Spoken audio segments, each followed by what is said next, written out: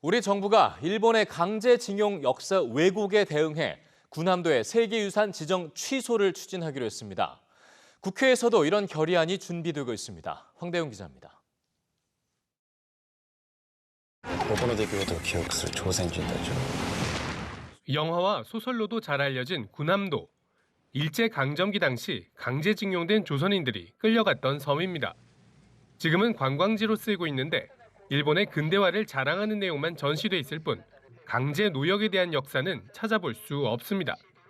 일본 정부는 지난 2015년 군함도를 유네스코 세계유산으로 등재하면서 한국인 강제 동원 사실을 인정하고 희생자들을 기리는 센터를 세우겠다고 약속했었습니다. 하지만 지난 15일 도쿄에 문을 연 산업유산정보센터에는 강제 동원 사실을 부정하는 내용만 담겼습니다. 이에 대해 우리 정부는 유네스코에 군함도를 포함한 근대 산업시설 23곳의 세계유산 지정 취소를 요구하는 방안을 검토하고 있습니다. 이번 달 안에 박양우 문화체육관광부 장관 명의로 서한을 발송하는 방식이 유력합니다.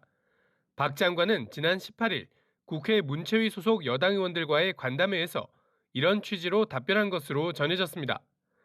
문체부는 유네스코 세계유산 취소 요구를 공식 발표한 적은 없지만 일본이 약속을 이행하도록 다각적인 대응 방안을 강구하고 있다고 밝혔습니다. 국회에서도 결의안이 준비되고 있습니다. 더불어민주당 전용기 의원은 일본의 강제노동 동원에 대한 유네스코 세계문화유산위원회의 권고와 일본이 약속한 후속 조치의 성실한 이행을 촉구하는 결의안을 이번 주 안에 발의할 예정입니다. 일본 내에서도 일본의 역사 왜곡에 대한 비판의 목소리가 나오고 있습니다.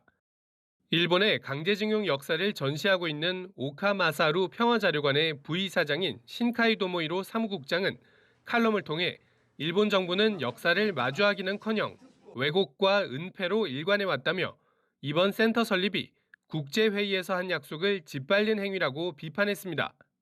이런 가운데 일본의 스가 요시히데 관방장관은 일본 정부가 약속한 조치들을 성실히 이행해오고 있다며 억지 대응을 이어갔습니다.